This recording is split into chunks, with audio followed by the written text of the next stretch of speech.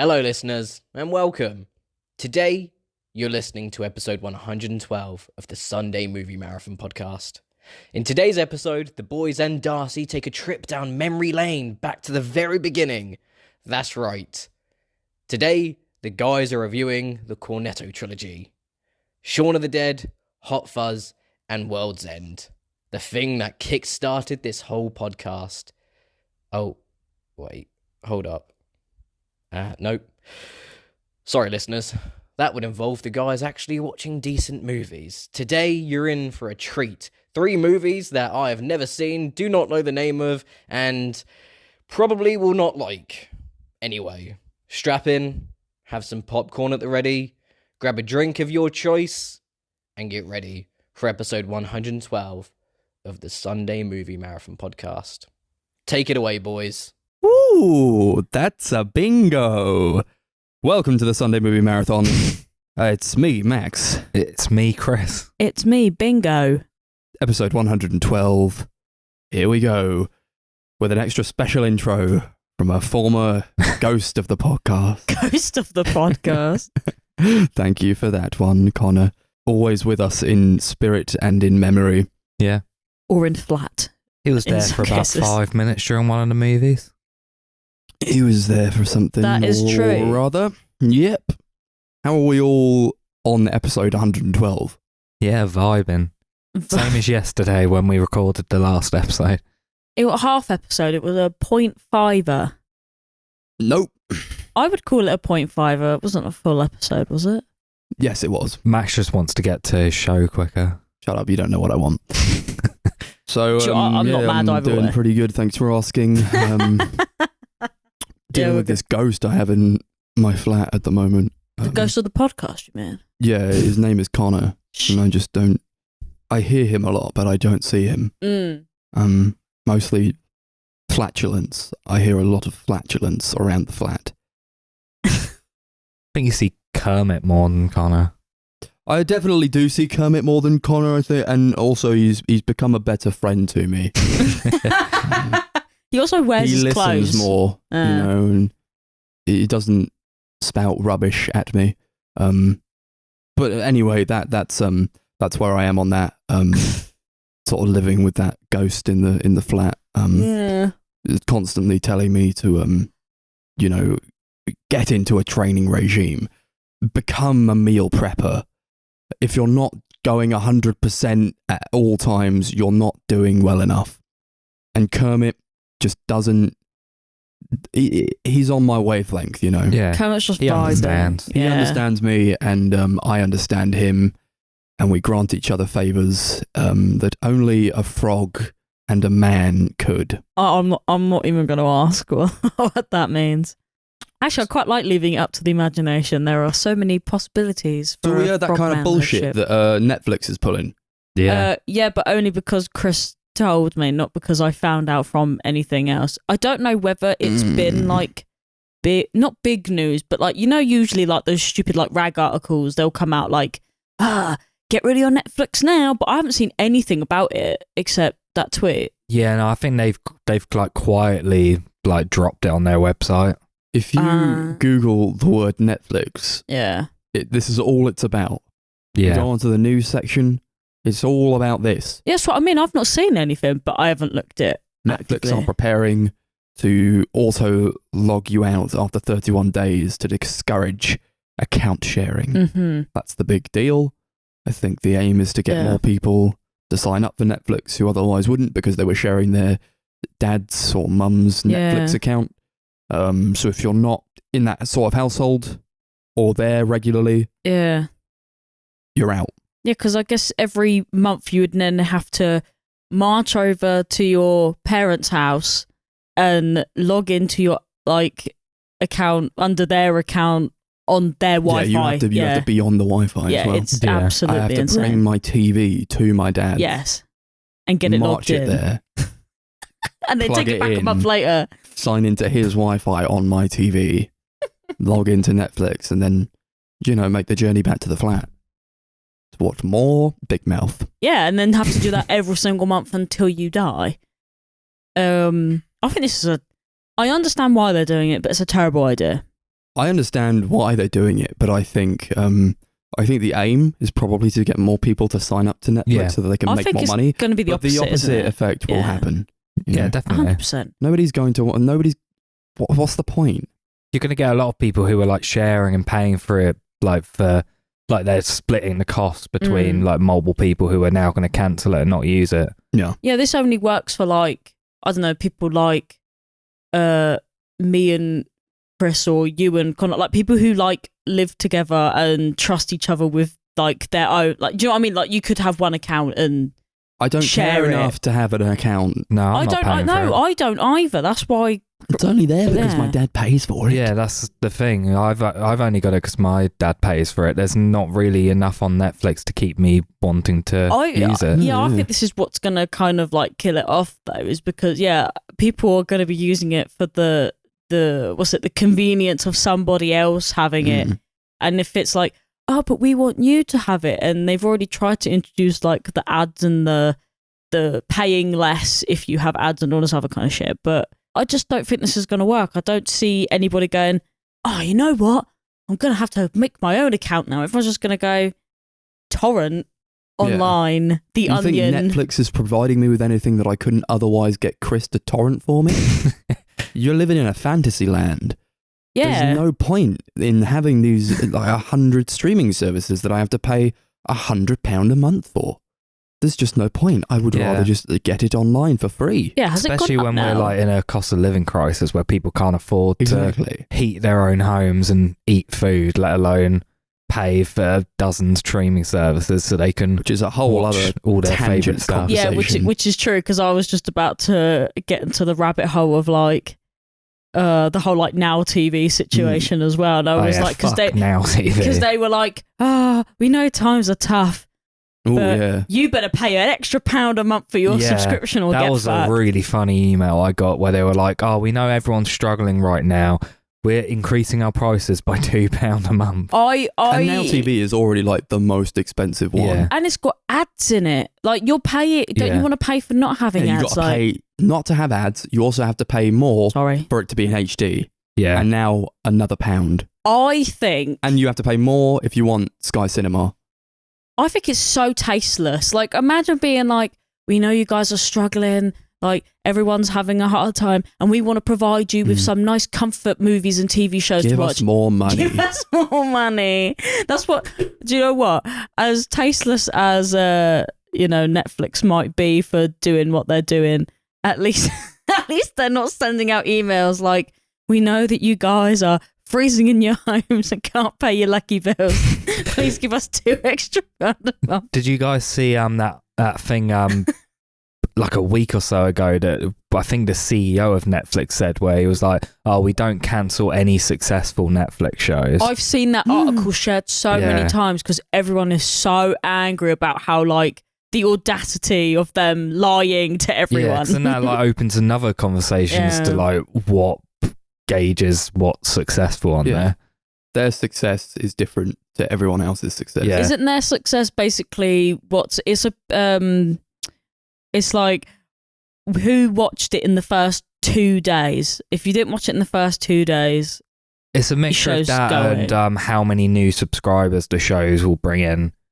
Mhm. Yeah, but So if people like get an account and that's the first thing they watched, then that for them that's a success because that Right. show's kind of, it's almost for them it's like hooked in a new person. right. But the thing is, I don't really believe that is does.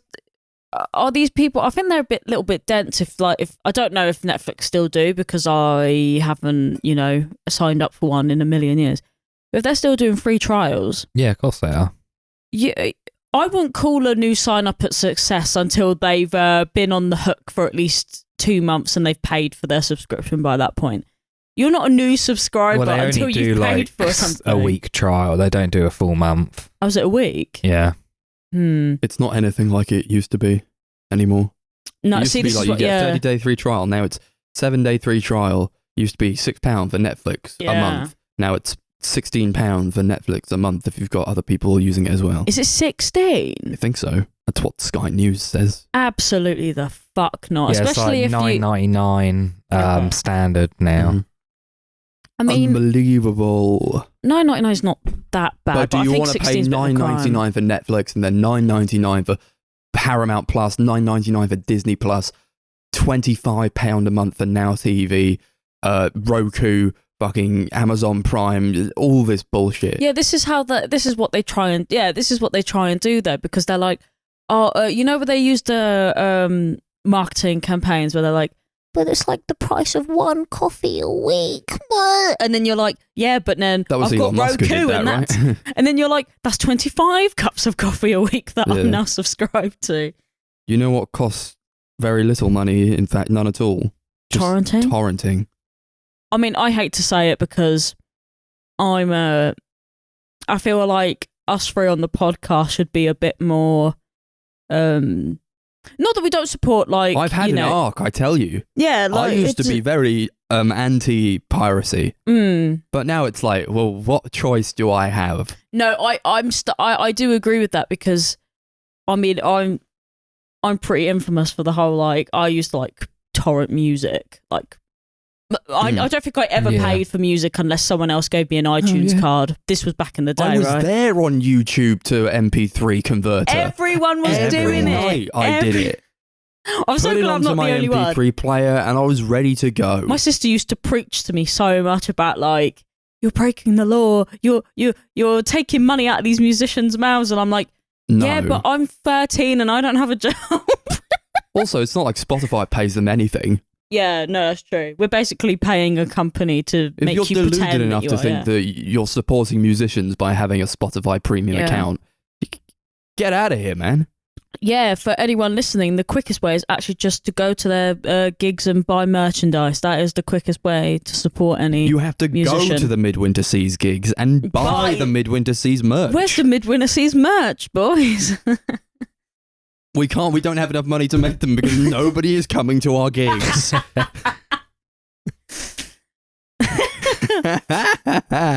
But like, I guess I don't know. Back into a relation of like this whole Netflix thing. I feel like as the three of us should be like on this whole.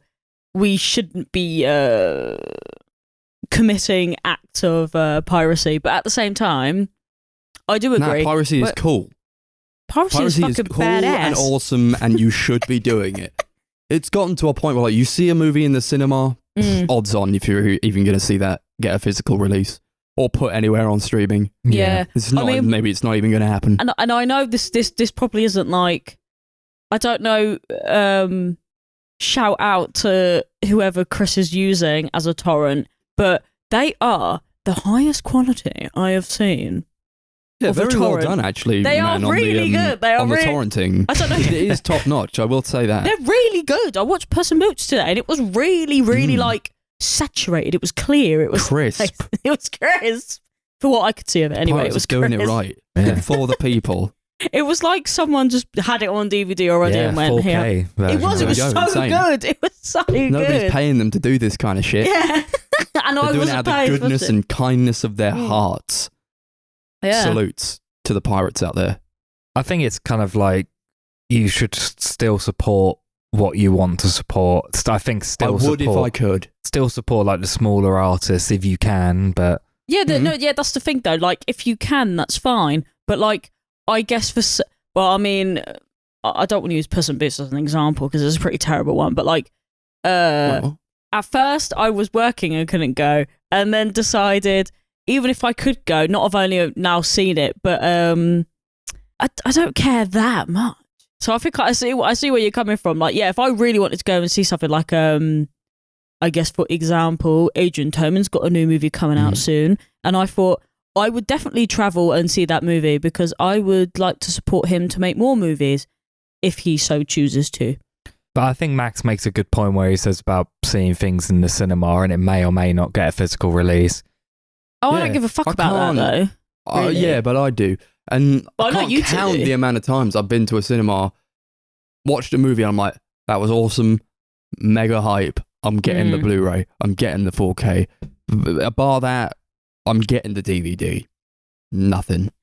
it doesn't even nothing happens with it. I do think it does. It does. It goes into like, the ether, and you're like, oh yeah, I remember seeing that movie one time, and now I can never watch it again. Yeah, this Gets is a put on a French streaming Dispatch service, thing. and that's it. Yeah. Mhm. I mean, I don't.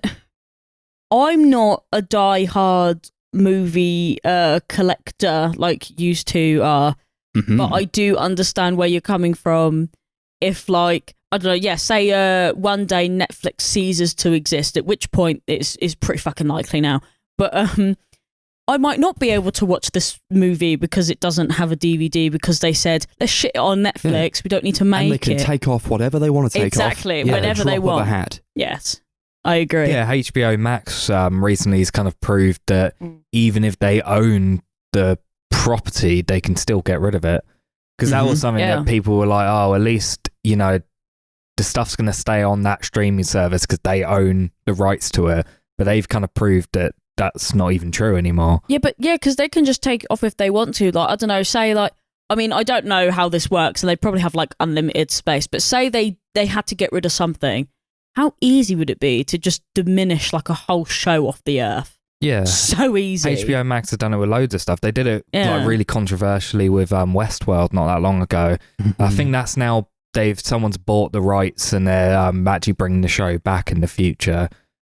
Oh, but still- what as a new Yeah, they're going New to show? carry it on carry it on? because Okay. HBO cancelled I it. thought you meant like distribute it onto DVD. Like, God forbid, like I don't want to bring up The Simpsons and all this, but like, I don't know if The Simpsons was to leave Disney Plus now. The DVDs only go up to season 18 or something. Yeah, So but that's different. The Simpsons is on Yeah. TV all the time. And arguably up to season 18 is all you need. Yeah. I know, but I'm just trying to, I guess, bring up other shows that I guess like could just disappear at the drop of a hat because they haven't documented enough of it. I What are suppose. you going to do? You're going to go back to watching TV? Yeah. No, can't Max, do it. no. I can't go back to that. I fucking hate TV. There are plenty of shows that are out there in the world that are basically impossible to find because Yeah. they're not on streaming. Maybe they'd had a DVD release years ago, but they're impossible to get hold of Yeah, now. like imports and stuff. You have to I would either say. import it or pay loads for like a DVD from 20 years ago or torrent it. And Mhm. that's kind of like the easiest solution. Torrenting is like, and it's like the quickest way as well. Like, how easy would it be if you needed a film for like, I mean, if you're a late planner like me or something, like say you left it to the last half an hour before someone comes over, you're like, fuck, I better torrent this quick. That film's Have there to before put the like VHS in Yeah. and record it onto tape while it's playing on the television. That's how they did it back in the olden days. Actually, to be fair, we've got many copies of like DVDs and stuff that you used to record from like, it's fucking gross. Yeah, my No, it's parents good. have a lot of them. Mm. Yeah. That's the way to do it. You can't do that anymore though. Well, No. you probably could, but who has TV now? None of us. Well, I guess Like regularly scheduled TV. It's a thing of the No. past. The old people watch it and I was they fall gonna say, asleep. my TV back home with my parents is the only like scheduled TV that I've watched for, I don't know what, the last 6 or 7 years since I've moved to uni. That is the only television set that's had like, you know, like a box in it, like a regular standard set of channels and shit in it. Mm. Otherwise, nah, because they Yeah. don't have Netflix. Well, they do, but they don't use it. Chris is a witness to this. They don't use it very often. I'll make it a funny little meme joke to like go on Netflix or like YouTube or something and like scroll through and be like, nothing's on. That's what we used to say back in the day. Nothing's on. Because if nothing was on, you turn the TV off. Or you just watch, I don't know, reruns of Vera. Vera, my mum loves that shit, man. Like this. But that's now I all- say it as yeah. a joke, you know? Like, nothing's on the subscriptions. Nothing's on. But it's so Maybe true. later. Maybe it's 7 p.m. when the one show starts, you know? But yeah, it's upsetting to me. Yeah. But in summary, Netflix have probably royally fucked themselves again. I hope so. I hope it crashes and burns. Every single decision they've made in the last year or two has been a terrible decision. Mm-hmm. I think they're like hemorrhaging subscribers by the second. Yeah. They've got to be like. Could you imagine the amount of people that have gone? well, that's us bones then, and then they will just leave. They lost a lot of people when they announced the the version with ads and stuff, like where they were like, oh yeah, we're increasing our prices. So either you can pay extra for what you're currently getting, or pay the same amount and have an ad-filled version with less content. I think a lot of people were at that point were like, nah, just nothing. Yeah. We like to see these dystopian visions of the future, but at a certain point, I don't know if we'd just be like, nah, that's enough, actually. I really don't think it would get that far. That we were like putting money into our foreheads just to watch a fucking 10-minute advert to watch like a 5-second YouTube video. That's the thing. That's also mental when I think about it. It'll reverse the roles. First we were watching 5-second YouTube ads to watch a YouTube video for 10 minutes. It's going to be the reverse now. It pretty much is already. Yeah. The amount of times I watch like a minute-long YouTube video and there's like 5 minutes of adverts before I get on there. Unbelievable. It is horrible. We're living in the future, people. Wake up. Wake up. Can do all this, but they can't do fucking Minority Report. Lame. Okay. That's that on Netflix and all that. Yeah, I've had enough of jabbering on about horrible dystopian stuff. We did a free-for-all recommendations. That we did. We just picked some movies that we were going to watch, and it didn't matter what they were, but we do it at the start of every month. This is episode, the 12th one that we've done of this ilk. We picked 20th Century Women, Death in Venice, and Arthur Yang. Chris picked the first one, as always, so listen to him say what that was in his sultry, smooth tones. Yeah. Nice. So I picked 20th Century Women, directed by Mike Mills, a director we talked about a couple times on the podcast. Yeah. This is probably my favourite of his movies. It's about a woman called Dorothea in 1979 California. She's a single mum who's raising her teenage son, Jamie, who starting to get rebellious. They've had a really close relationship his whole life, and he's starting to rebel a bit. She feels him slipping away, and she decides to enlist 2 younger women, someone who lives in their house, Abby, and Julie, who's their neighbour, to basically help bring him up and help him understand women so he can become a better man. Yeah. Could become a feminista. Yeah. He definitely has a style, don't you think? He does. Michael Mills, he's got his style where he like plays forlorn synth music and strings, and somebody like narrates over the top, and you're like, it's so sad. Oh, it's so upsetting and like, heartfelt. Turns into a documentary for like 5 minutes, basically. Yeah. Yeah, it does feel very like he just puts people in a room and makes them talk. Mm-hmm. I don't know, it feels almost very much like he's just like following people about, like, hey man, how was your day? And it's just like, oh God, I was born in 1965. It all started when I was born. Yeah, I like this a lot.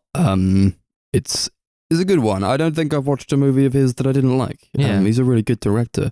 It's strange that I'm only like coming to grips with what he's actually done, like really within the last couple of years.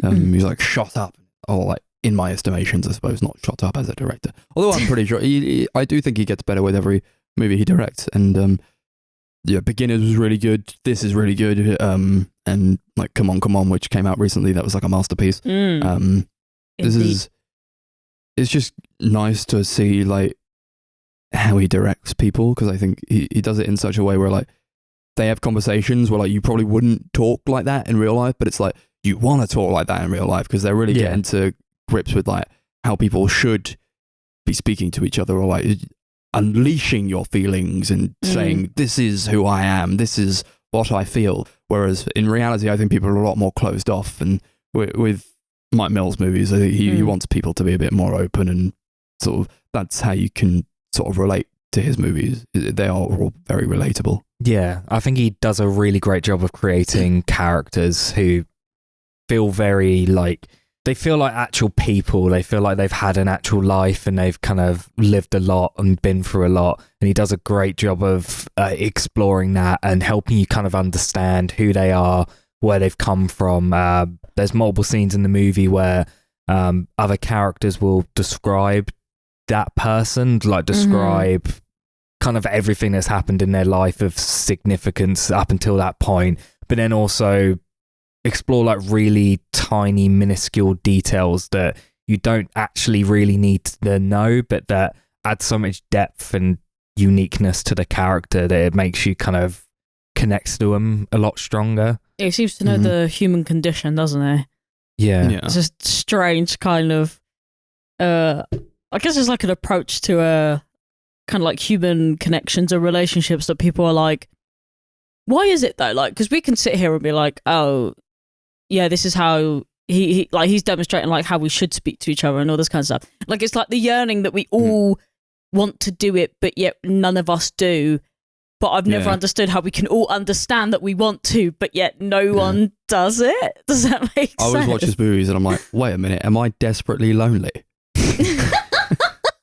It's just like, it's like, should I be more open with people? But it's like, it's weird, you know? It's a weird it's a territory. It's dialogue to have with people. I guess it is, because I guess a lot. Is it like, do you think people just aren't, I guess it's the unknown, isn't it? You don't know how someone's going to react to something so, well, maybe not even open, but like, I don't know, like there are certain things that like, I don't know, like for instance, I guess in this movie, like they're talking about like menstruation, right? And it's obviously like, who gives a fuck about that really? But it's not something that you just bring up for no reason, like normally, like in a normal situation. But it's like, yeah, but who gives a fuck about it really?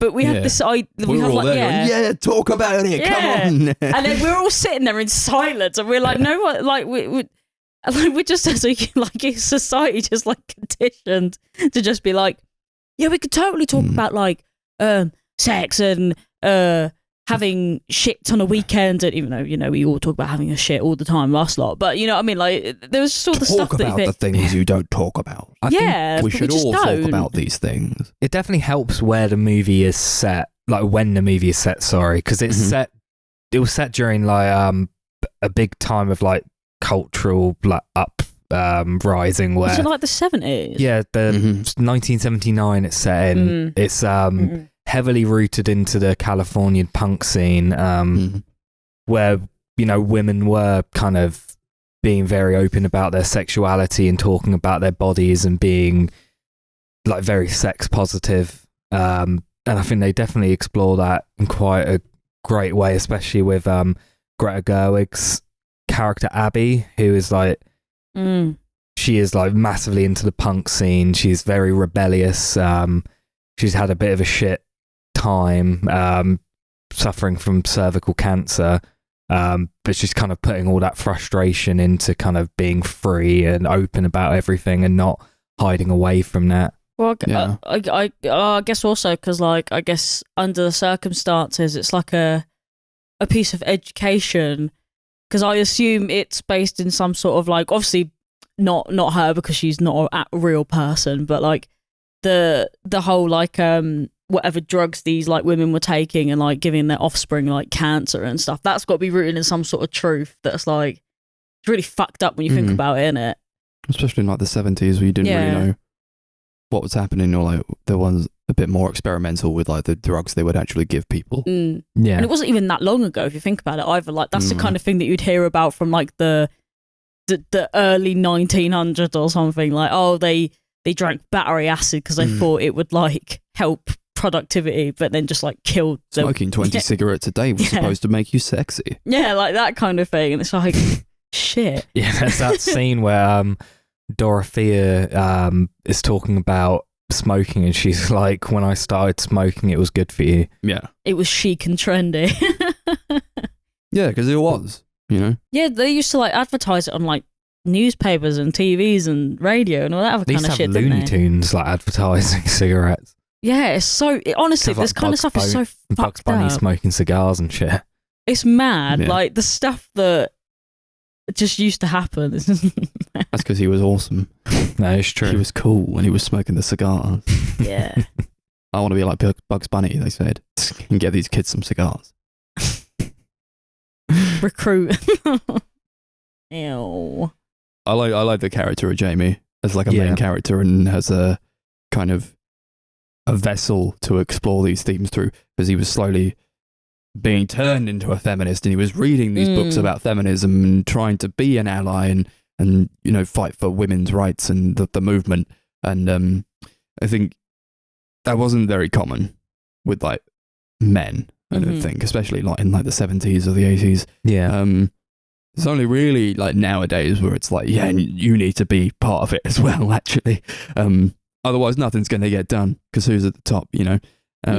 But I like how Mike Mills will like add like books that people are reading in the movies and that he makes, and he'll like have the title and the author of the book. If you want to read them as well. that, And you're like, oh yeah, They'll put like excerpts from it and like poems and stuff in there that I think are really nicely put in. So, like, I guess from I think I've asked questions like this before when I'm sitting there, but like from like your guys' point of view, what did you think about the movie? Because obviously there's like quite a few jabs of like, the women in the movie are like taking the piss out of the men quite a lot of the time. Like, I don't know, did you guys have like any like any thoughts? Or did you just think, yeah, fair enough, like whatever? Any thoughts? Yeah, about what? Just the movie is like as a whole, talking about like, I don't know, like was it like men can't please women, all that kind of stuff. Oh, right, like, yeah. Was there anything in there that was like really How outlandish? they couldn't achieve orgasm through like because they're all shit and all this kind of stuff. penetration. It's like, I don't know about that. No, yeah, I'm just more curious was, because I'm obviously on the outside of this, if that makes sense. I don't know. I think there's always stuff you need to learn. But you took it with like a grain of salt because it was also like trying to be funny. Oh yeah, well. I felt like you can't go too far with that, can you? Really, it becomes like it becomes the anti of what he's trying to say. It's like pro women, but fuck all men. There's that really funny scene where Jamie gets in a fight about clitoral stimulation. Yeah, So funny. punch up with that kid. Yeah. What were you fighting about? Clitoral stimulation. Just the kind of stuff to talk about with your parents, isn't it? Really? Yeah. It was good. We really like telling his mum, like, eventually I want to be able to satisfy a woman completely. And you understand where he's coming from. He's trying to learn to be like an ally and be like a feminist and talk more about like women's rights and that. And she's like, you know what? I'm sure you will. That's the thing. It's not something you talk about with your mother. That's exactly it. Like, but it's because that's what he's learning, and that like she set this up. That's where I was kind of like, oh, all right. With like, she was his mother, but she was also like recruiting these other girls to be like, can you help me raise him, basically, or like help him to be a better person or something. Like he needs role models or whatever. So he like gets the help of one of her tenants and also like one of his friends. Yeah. But and I was thinking like, are you not his mother though? Should you not be doing that yourself? Well, I think the thing is she kind of felt that there was like some distance in their relationship. I think she felt that he was kind of drifting away a bit and like going more towards the other two characters. Obviously Abby being like massively into like punk and rebellion, he's kind of very much gravitating towards that, and he's like going into Los Angeles to go to punk shows and stuff like that. And obviously Julie, who he's like clearly in love with, I think she just kind of saw he was kind of closer to them, and maybe she thought that they were going to be better to connect to him. Yeah, but I guess what kind of got me, if I was going to think about like anything in this movie in that kind of way, is like you set this up, so why are you angry about how it panned out? Like you went up to, you him. did it, and she was like, why are you doing this? Why are you influencing him? Like you said that. You said go out there and tell Jamie about clitoral something. No, she didn't, but you know what I mean? Like she was the one going out there asking for help and then didn't like what happened when you got it. It's weird. And I like the relationship between him and I forgot her name. Elle Fanning, the one that Elle Fanning What, plays. Julie was it? Yeah. Yeah. Well, like they were friends, and like he really fancied her, but she didn't fancy him, and they like never had sex. Because I mean, he's 15 years old, like whatever. But like, there's like this joke throughout the movie where it's like you can't sleep in the same bed and not have sex. Like, it's weird. And he was like, "It's not weird." It's not, and she's like, "No, it's not weird. We just lie in bed and like sleep and talk." And everyone's like, "That's weird." You do that, and I'm like, "Yeah, it is. It is weird." It's weird in the way that it is weird. Like it's hard to explain. I want to be like a progressive and be like, "No, it's not. They're just friends. That's what friends do." But I'm like, "It's not, though, is it?" Yeah, that's the thing. Like I agree with you, but I'm also like, I guess you don't. It does like I don't know if you did that on like the odd occasion. Yeah. Like I don't It's know. Like what's yeah, wrong like with friends being friends and being close friends, huh? Yeah, How like about that? But it's not really. Like I don't think there's anything actually wrong with like what they're doing, but I think it's like the frequency and like especially if she knows that like if they don't like each other, like one of them's gay or one of them I don't know, you know what I mean? Like if there's certain situations where that's a bit more like okay. I'm quoting the air here. But like, yeah, if someone clearly like is really into you, and then you're going over to theirs every single night and like sleeping with them, and then talking about your sex life with these other guys, it's clearly not cool, is it? Like, you're clearly not. It's rude. Yeah, you're not reading the room, are you? Like, this poor guy's like, Julie, I love you, and they she's like, get walked in on by like was it Greta Gerwig? And she's like, oh, we don't have sex. I just sleep here. And she said, you cannot let her sleep here if she's not having sex with you. And that's when I was like, yeah, exactly. I think it's just, I feel like it also kind of like stunts his kind of, what's it? Like not growth, but like if she doesn't like him, she's just preventing him from ever like growing and moving on in that way. Like it's like kind of selfish of her to keep coming back every night and being like, no, we just talk and we just like that's a very formative part of his life. Yeah, especially if he's not allowed to go and explore anything because he's too hung up on her. If that makes sense. Like I feel like it's really selfish, but I feel like it's not. It is weird, don't get me wrong, but I don't think it's like that weird in certain circumstances. But in this, I don't think it's. It's weird, but it's not outwardly wrong. Yeah, I think that's what I mean. Yeah, like it's not wrong, but it's definitely. Like when everyone goes, yeah, she shouldn't be here. I think you should listen to that. Like there's a common denominator really in there. But she was interesting, to put it politely. She was. I think everybody is like really good in this. Oh yeah, definitely. Every time like somebody showed up, I was like, oh, it's that person. Oh, it's them. And that. Look, it's fucking Billy Crudup dressed up as Shaggy. I was just about to. I was literally thinking, who was that guy who looked like Shaggy? I didn't know his name. That sex scene between him and Greta Gerwig was fucking weird. It was awkward and horrible. Weird. Now that is what was wrong, right? That we're talking about things that are wrong. That was wrong. They were like living in the same house, and he was like they fancied each other, I guess. But she was like, we have to role play. There's this weird sex scene where she's like, we have to role play, and you just keep like, you're the photographer and you're photographing me. And you keep saying, oh, sorry, and touching me. And he just like does that. And it's like, it's so weird. It's such a strange and uncomfortable scene. But I really liked it. I was like, this is great. This is so good. Oh, dear. And then it cuts to Jamie and Julie like sleeping in the next room and like the loud moaning coming through the walls.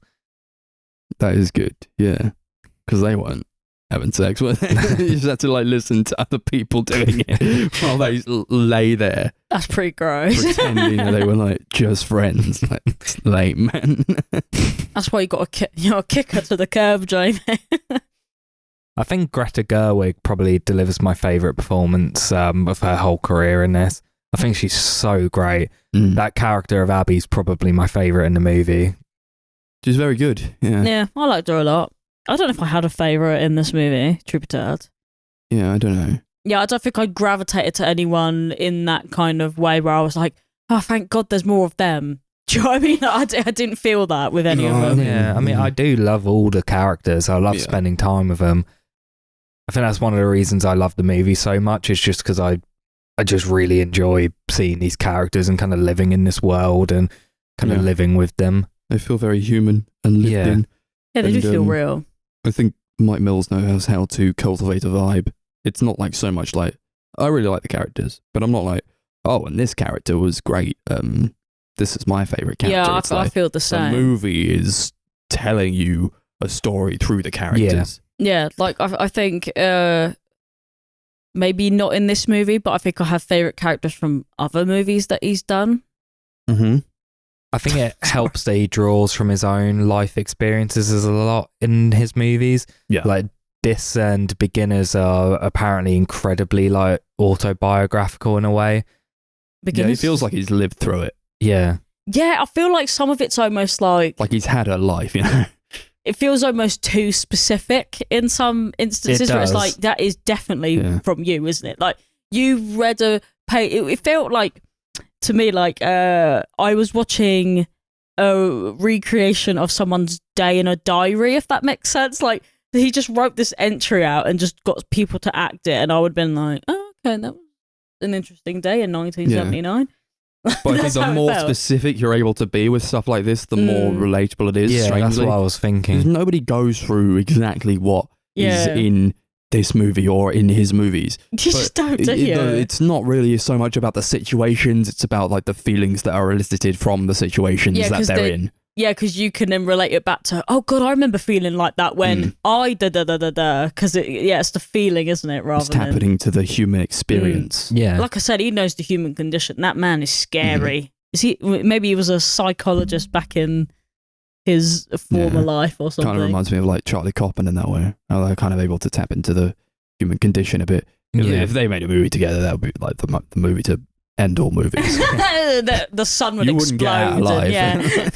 The person he reminds me the most of, I think, is Wes Anderson. Like, particularly early Wes Anderson, like Rushmore, Royal Tenenbaums I was thinking sort of thing. Rushmore, to be fair. Before he kind of like went very heavy on the style, and it was much more about the characters and the story. I think, especially with like Royal Tenenbaums, where that is a movie that is very, very like very emotional, very like deep in terms of what it's trying to explore. This movie gives me like really strong, like similar vibes. I see what you mean. It gave me like Darjeeling, family all relationship of his movies vibes. feel kind of Wes Anderson-y in that way. He's still able to like balance the character with it. Like with Come On, Come On, that was like a movie that was like, there's no style over substance. It all works together. Like the style is there. It's insane to watch it as it is, but also the characters are also there, and you relate to the characters, and they're also very, I think very it's also interesting. quite telling how you could make a style out of like almost the absence of style in a way. Because like I'm talking about Come On now, to be fair, but like you could tell a story in black and white and still picture things in color. But I'm a bit of a style slut, so that's why I'm a Wes girl. But I don't know. You know what I mean? Like there's like certain things that you'd be like, there's a style there, but it doesn't need to be there in order to be seen. See, it sounds very philosophical now, but I feel like there's just no way to articulate that in an actual with like Mike Mills characters, way. I feel like they talk like people, but with Wes Anderson characters, they don't. I feel like Wes Anderson has like never had a conversation with anyone like I think he's human. had too many conversations with people. Maybe, but like I said, I'm a style slut. So like, as long as he keeps making pretty movies, I will watch them until the day I'm dead. Yeah. What can I say, man? What can I say? I said what I said. Wes, you're my boy. I do really love how the film does draw into like the punk scene and how it kind of explores that. A lot of that kind of music is brought into the movie, and I think it does a great job of kind of setting kind of almost like an anarchic tone, I think. It fits the theme though, doesn't it? Like they're raging against the machine. Yeah, they're raging against the system. The feminists are raging against the system. The hierarchy, the patriarchy, yeah. Back when it was cool and not cringe. Oh no, you're talking about second wave feminism. That's what's cringe. Yeah. I'm going to get cancelled for that, but you know what? There we go, Cancel exactly. me, boys. Cancelling. Shit, I'm cancelled Now it's devolved into like, you're getting cancelled. Yeah, because I just said second wave feminism is cringe. Yeah. I said it again. There you go. No deniable proof there, is there? A lot of I don't great give a fuck. usages of Talking Head songs throughout. There's I'm not even mad 3 or about 4 it. of them Yes. throughout. Yeah. I'm Really an great. art fag, and I got cancelled again. Well done, Yeah. Darcy. He spray paint that over his car. Yeah. One of my favourite movies in this, one of my favourite scenes in the movie is when Dorothea and Shaggy, I can't remember his actual name. Mike? No. No, Yeah, when that's they're the like- director's name. They want to like understand Jamie, Ben. so they go to his room and put on a Black Flag record and don't get it, and then put on Talking Heads, and they're like, "Yeah, we're art fags." Yeah. To There be are fair, two like, kinds of people: the people who like Black Flag and the people who like Talking Heads. Yeah. And Do you they know- both hate each other. yeah, it kind of reminded me of like because I guess this is like the 70s like version of Blur versus Oasis, or Pulp versus Blur versus Oasis, depending on what camp you're in. Like that, it gave me that vibe. It was like, really? What if you like both? What Yeah. happens if you like both? Does It's the world? not an option. Does the I world love end? both. No, you don't. You always love one more than the other. I mean, It's that's 'cause- true, but It's because like Talking Heads like represents kind of like the more like arty, like professional sort of side, whereas Black Flag were kind of the complete opposite. They were very anarchic, very noisy. It was like there's a whole conversation towards the beginning of the movie where they're like explaining punk to Dorothea and explaining like how this band that they're listening to, they know they're banned, but like bad, but they don't care because it's it's about what they feel rather than how good they are at actually you're talking playing about their the instruments. raincoat. Yeah. I think. Why did I remember that? That's see, this is what I mean. I retain the most like obscure shit. No, I think I know what you mean though. Surely though, this lady, she's quite well educated, right? Surely she knows what punk is, even if she doesn't care about it. I don't know. It was like a pretty new thing at that point. I feel like I might get into maybe I'll just 79 was kind of Am I like the point where it had gone from being like this underground thing to slowly starting to become kind of mainstream. Oh, maybe I'm just reflecting my own insecurities about my age here, because I'm like, is this like the equivalent of us being told like who like Conor Maynard is or something, and we're like, who the fuck is that? Who is that? Exactly. Okay. No, Oh, no, this was like the new age, stuff, and like Yeah. the Vietnam War just ended. People were like, "Oh, we're gonna rage against the machine." You got all those movies coming out about how fucked up the Vietnam War was, and you get all those movies like Apocalypse Now or Full Metal Jacket, where they kind of explored how flawed we are as people and like how the government sort of failed us. Whereas I don't think, and that's sort of happened with punk as well. I think, and that's not something that we were really getting before that period in time. We were like questioning authority to that extent, Yeah. Oh yeah, where it's become, because I guess it's also because we're in the 21st century of this is an everyday conversation at this point. So I guess when it's emerging, it's kind of like you're more angry, you're raising questions that no one's asked yet. But now it's just like you wake up and it's all you ever see is just people like raging against everything ever in any way possible. It's it's like never ending. It's almost like a self-defeating kind of like prophecy in a kind of way. It's the snake eating its own tail. Yeah, pretty much. It's like a never-ending cycle, and it started in '79. But I do love the way the movie kind of explores that. So everything was kind of changing at this point. There was a huge cultural shift, even in like the way that women kind of acted and how women could talk about things like sex. It kind of became more open. People were like less repressed and not hiding that as much. Mm-hmm. Yeah, like even with like the character of what was her name again? I've forgotten her already. Julie. Yeah, Julie, who's like talking about how many guys she's slept with, and she's not hiding the fact that she's slept around quite a lot. I'm actually quite glad you brought her back up again, because normally when Chris says something like, oh, maybe this thing didn't exist back in this day, I just brush it off as like a funny doodah. But I did Google it, And the morning after pill wasn't actually available until 1984. So that is pretty fucked up, because I feel like that's not that long ago. Here I go again saying that wasn't that long ago. But like, I don't know, like you know, you saw those like janky fucking like pregnancy tests she was using, fucking like these now glass we wait beakers. for 2 hours. Yeah, like, and nowadays you only have to wait like 40 fucking seconds. But yeah, I was just so surprised at like how late that was actually introduced, because apparently it was in trials for like 10 years before it came onto market or whatever. There's a scene I really love where she's talking to Jamie about sex, and she says, half the time I regret it, and he's like, well, why do you do it then? And she's like, because half the time I don't regret it. I really loved that line. I think that is good. Really, I don't know about you guys, but like, relatable. From a female perspective, that is the most relatable fucking thing I've ever heard in my life. It was also quite sad, I think. I think that character is quite a sad character. Well, she is. She's basically had like the most like dodgery kind of life, but of her own choosing, from the sounds of it, to be honest. But like, you know, I guess when you're a teenager as well, everything's like, once again, everyone's like rebelling when they're teenagers, and everything's confusing, everything's brand new, everything's exciting. And then you get to our age, at the humble age of 27, everything's boring as fuck because you've done it all. But be for yourself. Well, I will, because I'm aged like a I have a less intrinsic need to like rebel for the sake of rebellion, which I think is intrinsic in teenagers. Oh yeah, which I definitely did. I definitely did also. In fact, maybe worse. Angry for the sake of being angry and rebelled against authority just because. But now I'm like, no, there are reasons.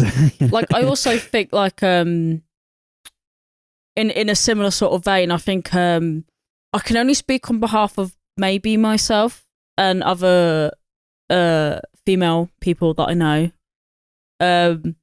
A lot of like the like rebellion of being like a teenager and stuff as well also comes from just the fucking whack of hormones and stuff. Like, because obviously when you're a woman, they're just like, well, especially for me, they're all well out of whack. So like, we're not even angry because we're angry. We're angry just because science and biology made us angry for no reason, basically. And then you just get caught up in it all. And I feel like, and then obviously like everyone else is doing it. So like, you're almost like justified, and you're almost like in a echo chamber of just angry people being angry for almost seemingly no reason, but everything at the same time.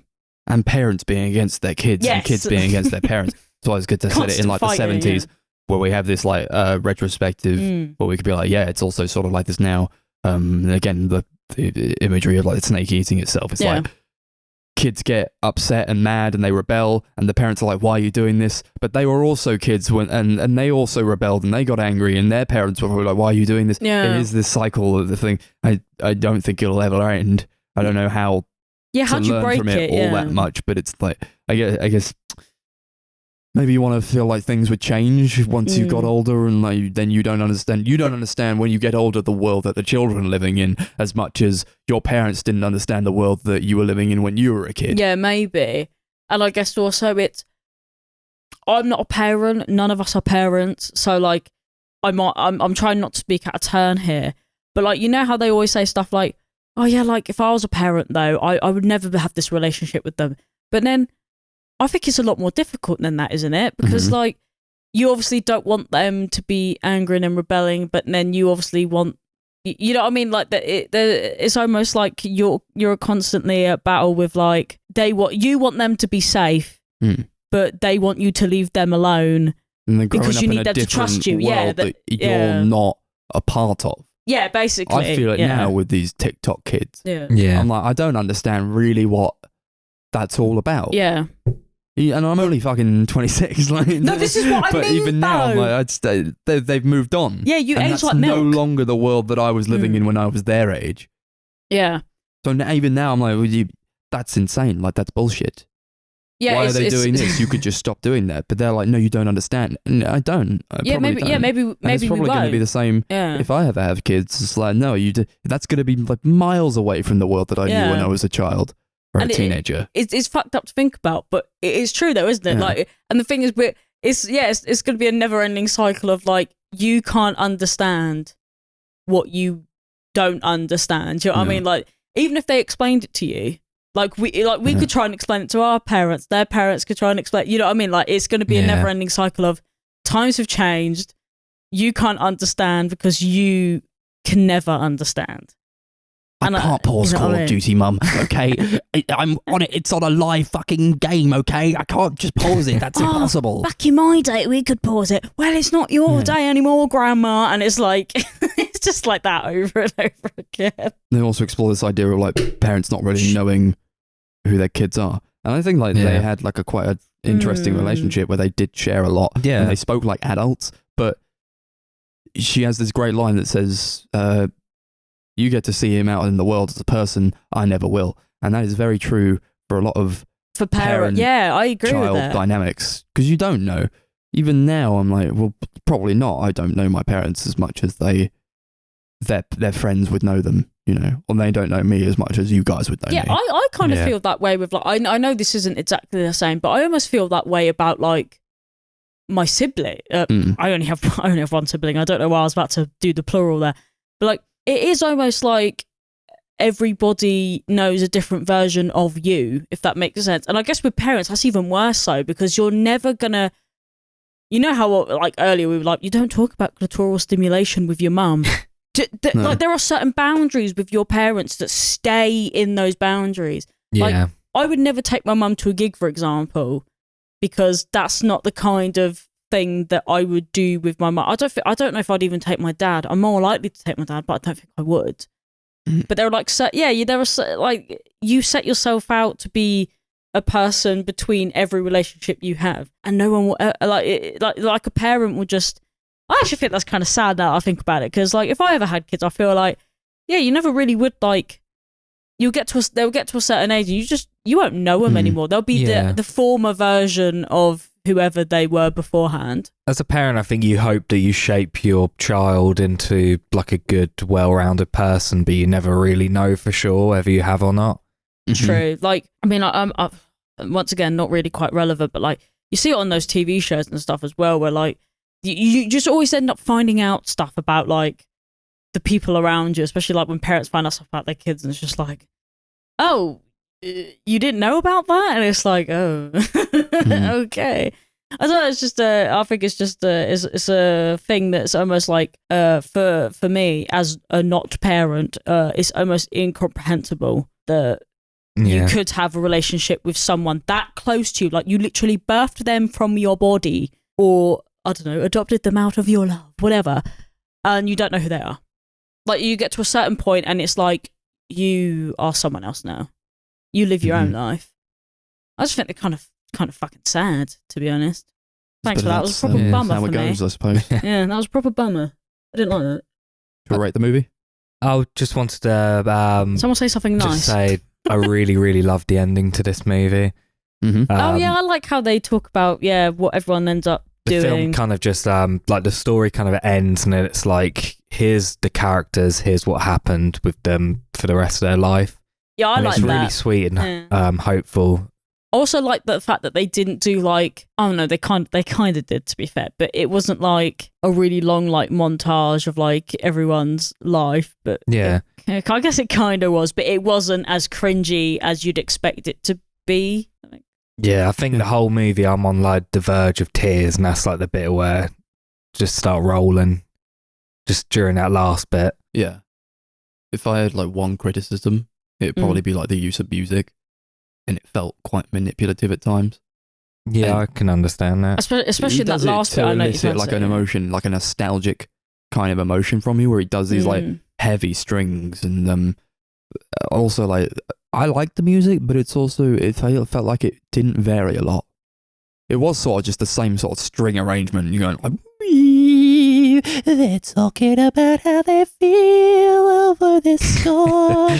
You're like, yeah, I get it. That happens in a lot of Mike Mills movies, I think. But in here, it was particularly it got to me a little bit. Like, oh, right. Yeah, I get that. Trying to nail it home, I suppose. He likes his voiceovers with like just kind of dreamy backing scores, you know. Yeah, for me, I didn't have a problem with it, but I can understand why you would. I kind of got lost in it, to be honest. I didn't even think about the music really, apart from the times where it was like overly obvious it was there.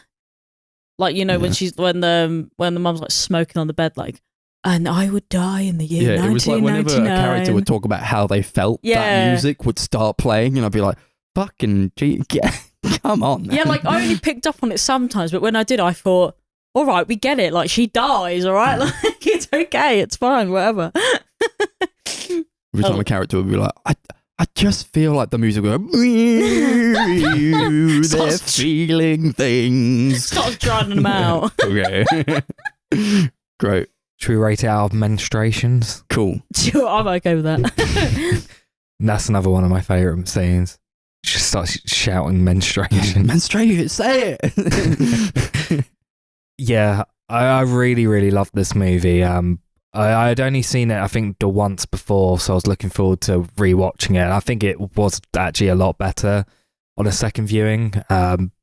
Great director, Mike Mills. I'm looking forward to seeing what he does next. Going back and watching the couple movies I've not seen of his. I think I'd give it 10 menstruations out of 10. I actually think this is probably one of my favourite movies now. Sorry, it was really just the rating just got me like... Yeah.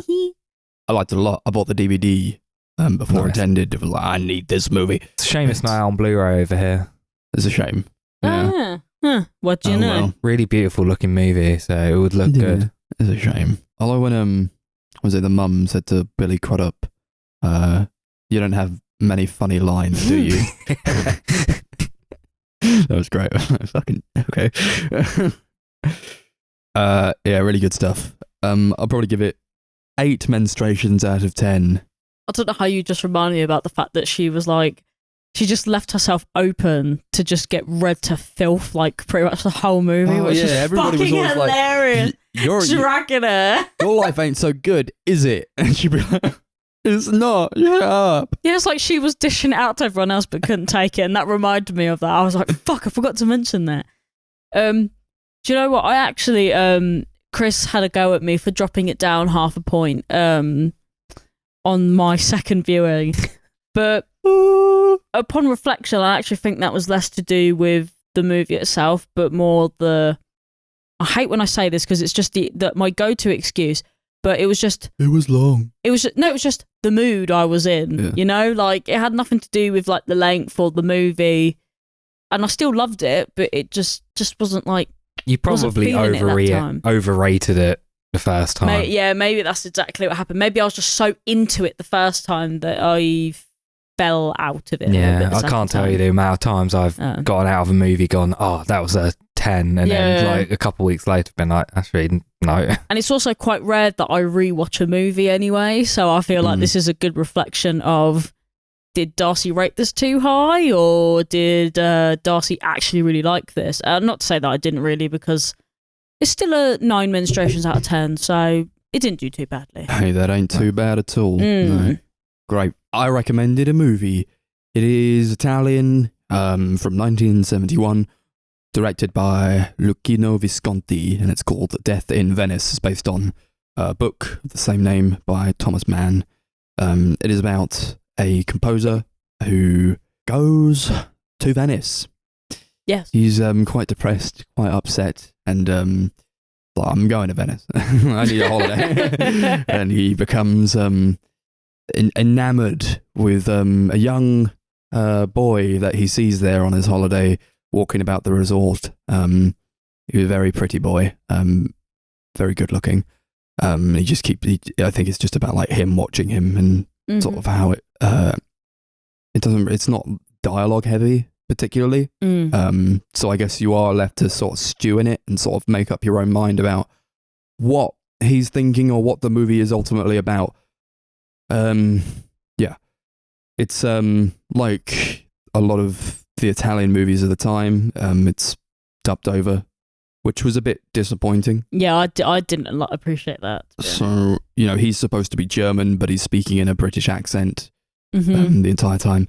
And a lot of people are speaking in different accents, or sometimes they'll switched to like, now they're speaking French, now they're speaking Polish, Yeah. which threw me off a bit. I only really found it noticeable at the beginning, to be honest. As the film went on, it felt kind of natural. Yeah, definitely.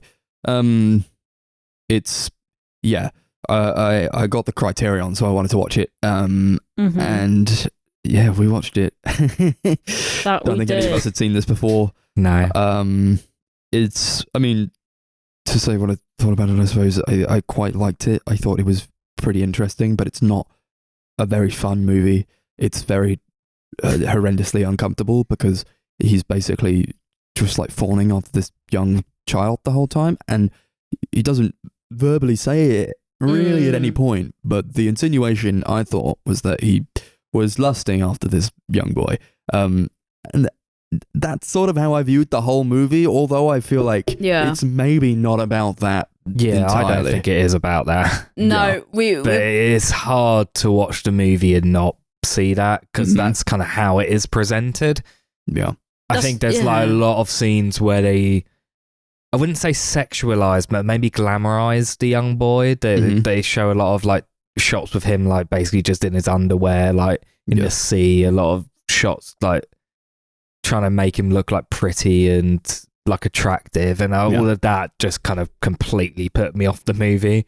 Yeah. It was quite weird because there were like watching this, I'd go back and forth to me and Max kind of looking at each other going, oh god, this is fucking horrible. But like when we got back, I was Chris was like, fucking move, and then we were like, but it punches you right at the end, right? Because I feel like I thought, okay, maybe this is just like a really noncy movie, right? And I'm thinking, but why is this such a noncy movie? It can't just be the cholera. The cholera don't make you gay, right?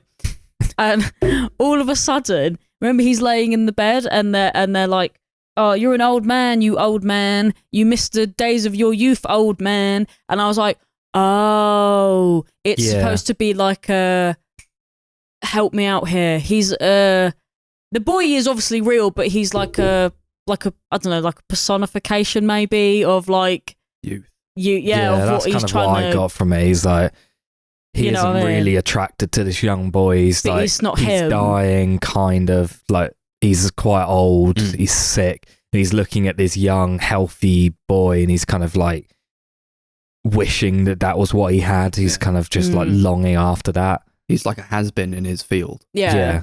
And there was like a scene or whatever where they're like something to do with like to age is the worst, and he was aging pretty terribly. He wasn't he? So to like see this young boy, it's like, here's what I could be or what I could have been. Like, here's what I want to go back to when I was young and vibrant and had the whole world in front of me.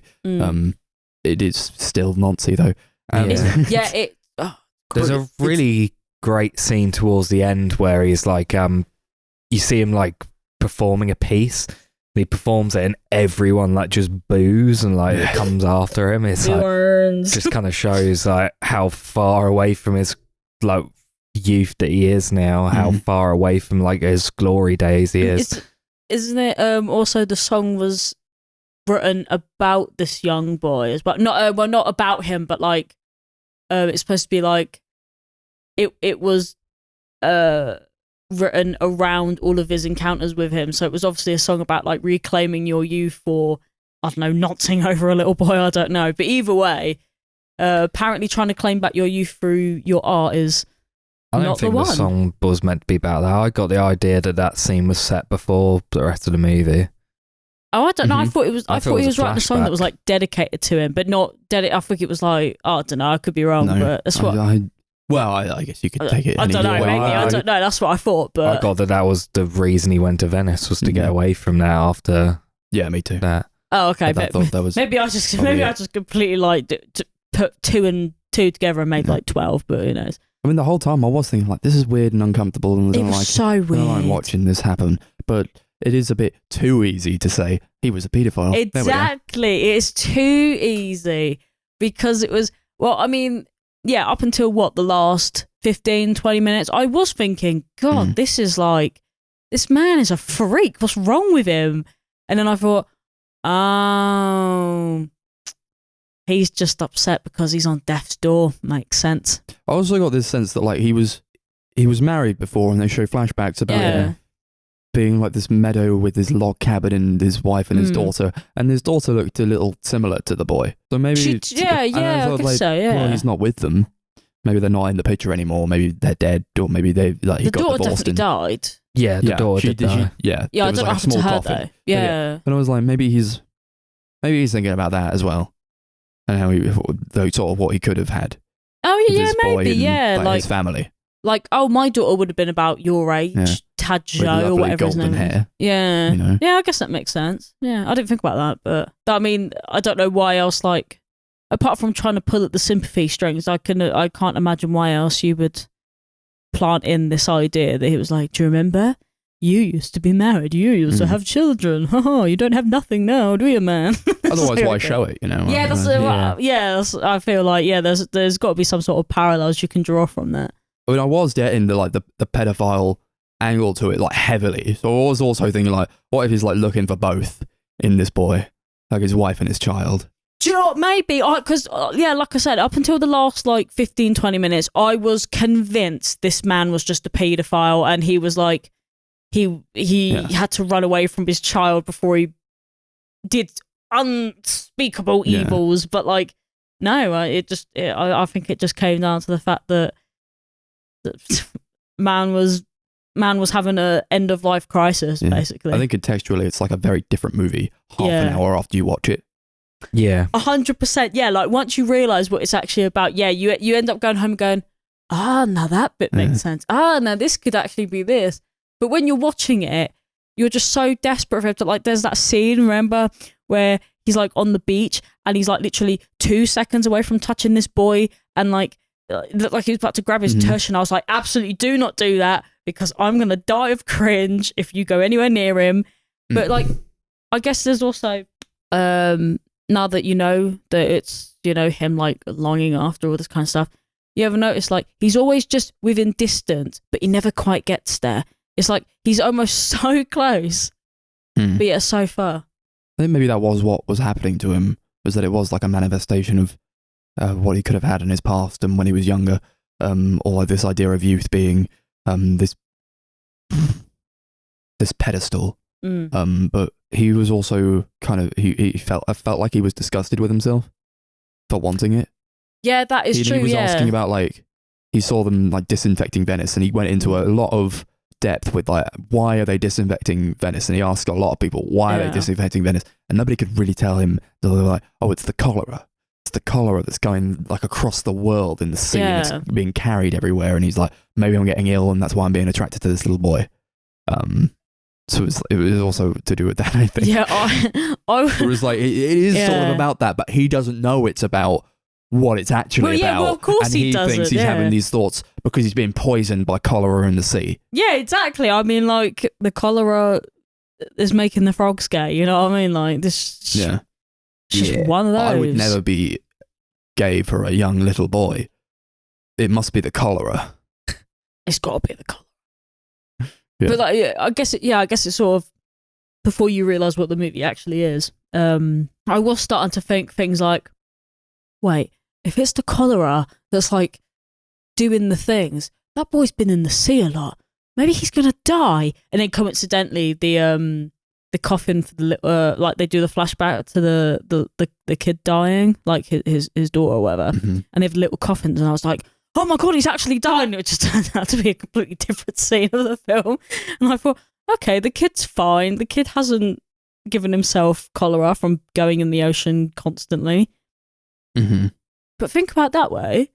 Was that man? Do you think that man was dying just because he was dying, or like this boy is like so pure and young that he can't get ill from the cholera? Because he's in that water a lot, man, and he's fine. I think it's also possible that he was never in Venice and that he experienced it all through like this little flash before he died. Like a fever dream. Yeah, perhaps. Like he's on his deathbed or something and he never maybe he never died on the beach. Oh, there is too much to unpack about this movie. Maybe the young boy is actually him. It could be. Could be. You know? He also went back, or he tried to go back home at a point, but it couldn't happen. Yeah. something 'Cause his stopped him, his like, the bag's got, trains are cancelled, like, or like yeah. the bags get the bag's got sent somewhere else. re-rated or whatever, and he had to go back, and he had to live forever in Venice again. Yeah, it was only supposed to be like 3 days as well, so he But must he have was got really sort of ill. happy to go back to Venice, because He that's where the kid was. And that's And he why I gets to thought it look was at this very kid all the time. Nancy still. Mm. Yeah, this movie does make you think. I mean, it doesn't make, I think what Max was saying earlier is true. It doesn't make you think until after it's finished, because up until then, it's the most uncomfortable, rough watch you'll ever see. Like, And it is rough. It is very Yeah. rough.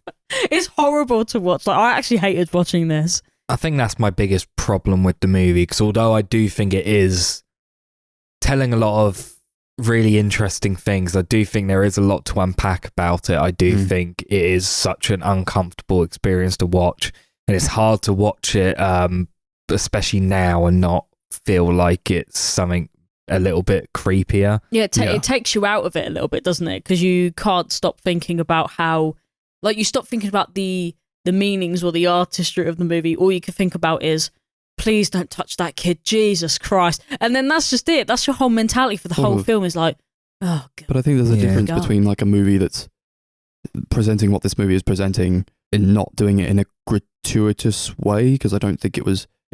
I was watching it and I was like, yeah, it's not very nice and it's quite uncomfortable, but I never felt like the director was like a paedophile, and I never felt like it was trying to portray something that was like, yeah, look at this guy, he's living life. Oh, Seeing this no. little child all the time. It is sort of like, you know, there's a difference between like displaying themes like this As an to art, get yeah. into what it's trying to say ultimately, Yeah. and displaying themes like this Yeah. because you want to display themes like this, and it kind of gets you off, you know. And Yeah, I see what you're saying. There was and it's almost fun to you like, to make it. yeah, I get you. I do, like, even though, yeah, it was like deeply uncomfortable. Yeah, I never got the impression. I never walked away and thought, maybe this guy's an absolute nonsense. Because it's not I never poorly really made thought either. that. No. I think it's quite well made. Yeah. Yeah. And I think they thought about it yeah, quite a lot. maybe a little too much. Yeah, man. Fucking maybe, yeah.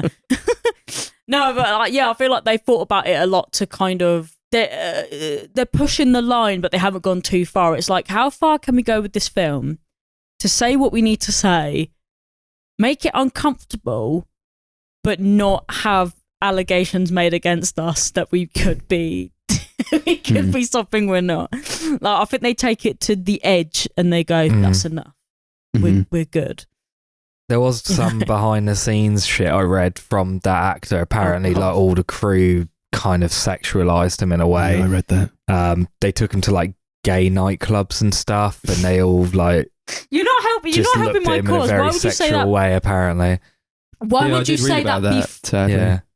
Yeah, why didn't you say that before I made the spiel about how they probably aren't nonsense? Because now I'm starting to think maybe they kind of were. I don't know. It's hard to say. I guess, yeah, were they doing it for like art's sake? Maybe, I don't know. I'm not getting into that though because I don't know enough about I don't these think they people. made the movie so that they could hire a good-looking No. young boy and take him to nightclubs. No, but I do think it's kind of weird that they would do that because it's It's very strange. it's irrelevant in every way. And sad, very upsetting. Yeah, to especially have if he's read like, about that. yeah, how old was he? Like 14. Mm. How the fuck? Yeah, how the fuck? No, I'm not about that. I do not condone that here on the Monday movie marathon. The No. Monday morning marathon. The Monday morning marathon. Yeah, I think it adds to the creepiness of it. A Yeah, bit. like it's just a bit. It's almost like you just jumped into that controversy. I can't even speak. I do like the music as well, actually. It's got a lot of like Marla in it. Yeah. Which coming off of like watching Tar 3 times in a row. Oh There's a lot of Marla in that. What was that one that was playing that you hate? Is it Elise? Yeah, that was Beethoven. The Marla. ringtone No, song. yeah. That one. When he was playing Beethoven on the piano Over and over again. again. Yeah. Which is weird because he looked like Beethoven, the kid. He I looked like a guess- cross between Beethoven and Princess Diana. That could have been another little Easter egg, maybe. The usage of Marlowe was pretty interesting because Marlowe, like, I was reading that he, like, represented kind of like a massive shift in the world of classical music, or where he was like, a lot of people said he like signaled the end of atonality in music. What? Or tonality, because apparently I have no like idea what that means. it like went into like a period afterwards where all like classical music was just kind of like noise without much melody, because that's what atonal is. It's like sounds without any melody. But who's making sounds about melody, like musician wise or composer wise? I don't know any names exactly, but that That's was why like you don't hear the about classical. Yeah, okay, maybe. That was yeah. just like the classical scene from Marlowe. A lot of people consider him to be the last of his kind. Oh, okay. Before like the entire scene completely shifted. Yeah, no, I'm too much of a music virgin to understand any of what is happening right now. Hey, I don't know all that much about it either, but that is interesting, I think. No, I think that's it is interesting in the kind of way it kind of if you want to relate it back to the movie in a way, it's like this man is the on his last of his kind of age, I guess. Another big issue I had with the movie is I just found it really, really repetitive. Oh yeah, it was the same fucking thing for like 2.5 hours. It had stuff to say, but it kind of just repeated saying that over and over again in every single scene. I didn't feel like they really did anything new with it as the film progressed. It just kind of was like, here's what we're saying. Yeah, I found it quite a lot towards the end. Yeah, it was really Like, frustrating. oh, come on. Like that's anything past the scene where he meets him on the bridge and there's like garbage and shit everywhere from when they clean out all the colour and all that kind of stuff. After that, I was just like, okay, we get it. Like he can't get this kid because he can't reach his youth anymore. But we get I it. do It's like the over. idea of like he goes to Venice and it's all really nice and lovely, and then towards the end it's like he's going through the streets and it's like desolate and it looks like shit, trash on the street, and he's going towards the end of his life and he's about to die, and that's how he feels about it. And this idea that like youth is the pinnacle of art, and it's, you know, everything's clean and nice when you're young, and when you get old you die and everything's fucked and horrible. And smells like sour milk. Yeah, that part I didn't quite understand. I don't like. Well, there was sour milk in it. Yeah, like say what you want about like you know, like the streets being full of shit because like you get to the end of your life and stuff, but like why'd the milk have to be involved? I don't know why are we getting milk up in this? Like, do you smell like sour milk before you die? I don't know. Was it milk or was it just a white liquid? True, I don't know. We don't know. To be honest, I really don't know. It looked like milk baking though. powder or whatever. Who knows? Yeah, I really don't Who's know. to say? Yeah, got a good point there. I'm just gonna say milk because it looked like milk, but I don't know. It felt like those last two, maybe like the last two scenes or whatever, they went on for a very long time. And especially when that woman was singing. Yeah. It was like a whole 20-minute song. It didn't help the fact that we were watching it quite late at night. We all had work. Well, me and Max had work early in the morning. I had to get up in like straight to sleep. 7 hours, and I was like, I still need to go home. Still need to make my lunch for the morning and get ready for bed. Yeah. Yeah, we didn't go to bed for like another hour after. It was fucking long. Yeah. So there's that.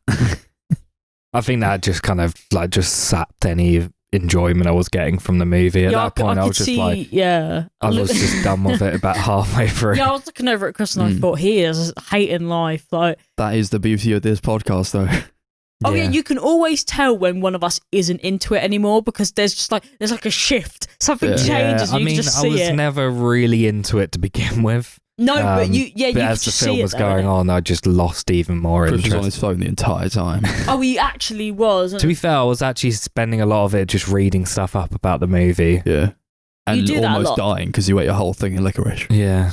I don't know what I've eaten this whole thing of licorice, guys. Oh, is it licorice and it just kills me? Like, why did you do that then? I don't know.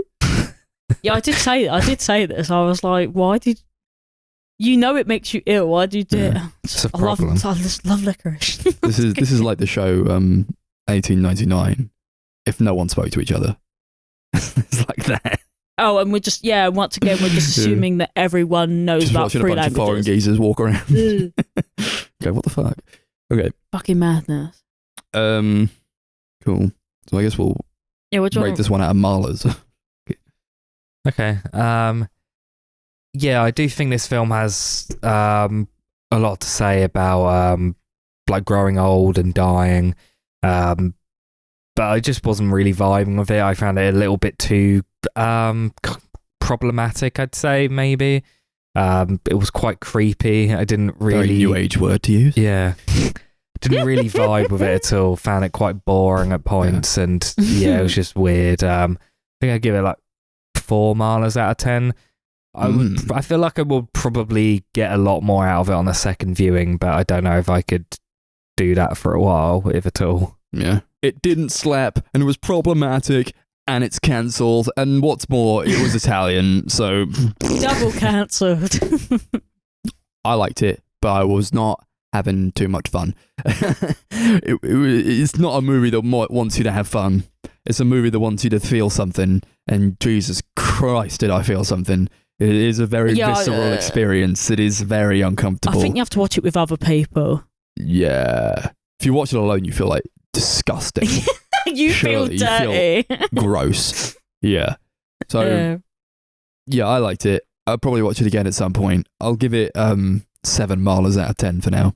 Yeah, I don't really have any further comments because everyone else has said it so eloquently. 5 milers out of 10. Lovely stuff. So I've just we got a little Pepsi Max break. Oh yeah, cheers. We're getting drinks, and I'm just going to carry on talking. We are getting fed because Chris hasn't paused. Same. He's having the same. What's he having? Cock. A cork. Okay, so fine. To save time because it's getting quite late, I'm just going to start talking, and me and Max can just go on. Until you get here.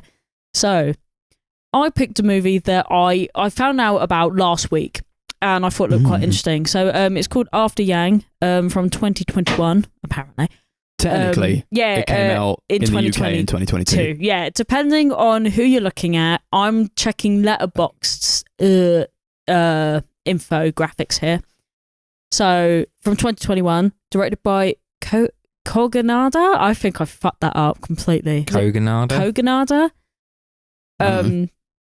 About a family whose android-like companion called Yang has like malfunctioned, and the father goes to try and get him fixed, and they find out quite a lot about this like android's life and kind of all about their own like interconnections and things with Yang and each other.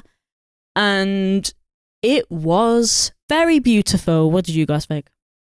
Heard about it before, but I thought After Yang, it's going to be like some like Minari bullshit. I thought it was going to be like Her, to be honest. I don't know. I didn't know anything about it. I just knew that it was. I was expecting something like Minari, to be honest. Yeah, but it's not really. It's like the polar opposite of Minari.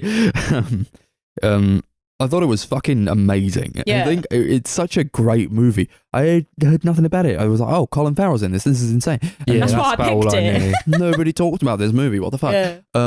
It was like, and it's Darcy recommended this. It's like a sci-fi movie. This is weird. Darcy's recommended this. I picked it because Colin Farrell was in it. Yeah. Well, okay. Thank God you did. Really like kind of slow meditative sci-fi movie. Not the kind of thing that Darcy would normally gravitate towards. Mm-hmm. And I'll be honest, if it wasn't for Colin Farrell, I wouldn't have picked it at all.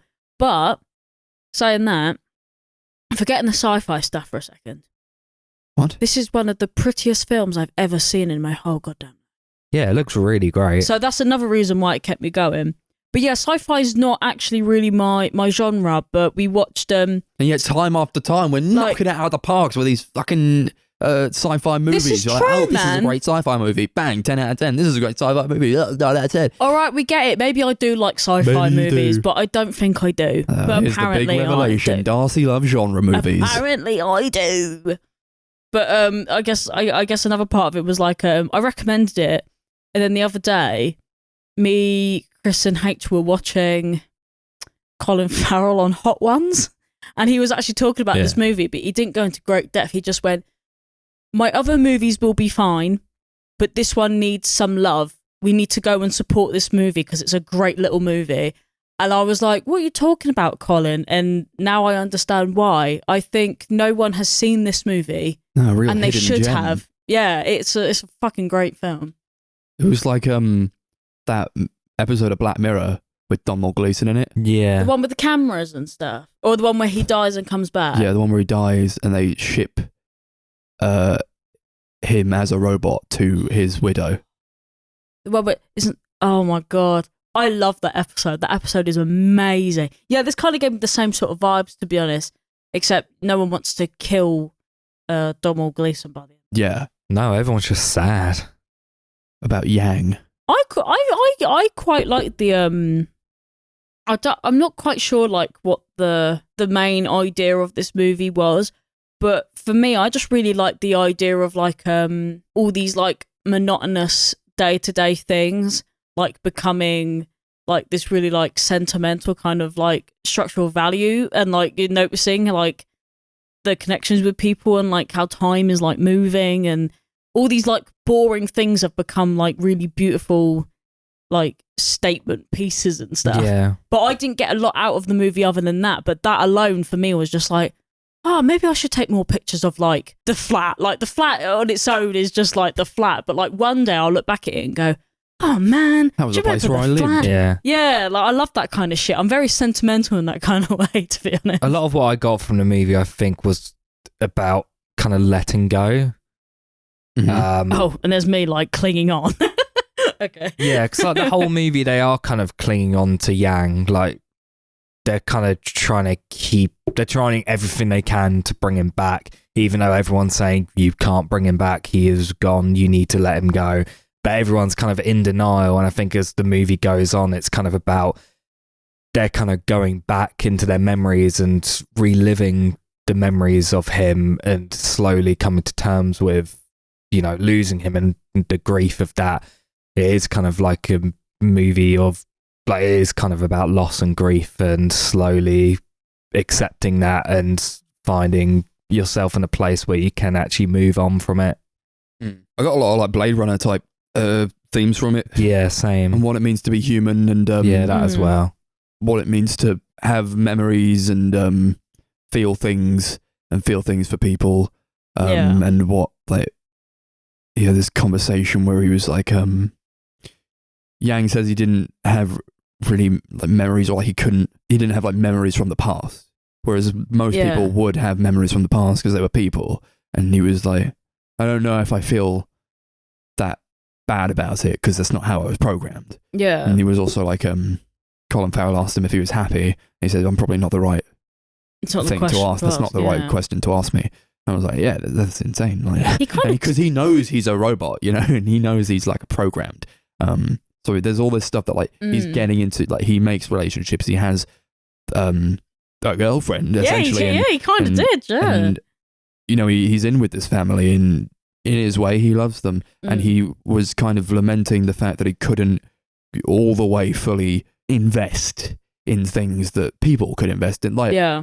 Colin Farrell's character, he loves his tea, and he gets really into tea as a hobby. Mhm. And that was probably my favourite scene when he was talking about how passionate he was about tea. Yeah, it's And he was talking ridiculous. to Bit Yang mixer. about, yeah, I watched this documentary, and we could watch this documentary together about tea.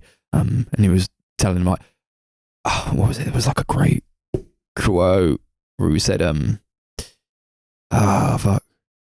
It was, Did you manage to write it down? oh my God. I don't know. Yeah, I wish tea was more than just facts to me. Yeah. He's spouting off a bunch of like, yeah, you know, tea originated in China and all this, because they got him essentially to teach their Asian daughter about China and Chinese, Culture, culture, 'cause she's and so- adopted. yeah. and that was like, I wish I could feel something Oh, I like more the connection than to just- yeah. what I know about the facts about these things.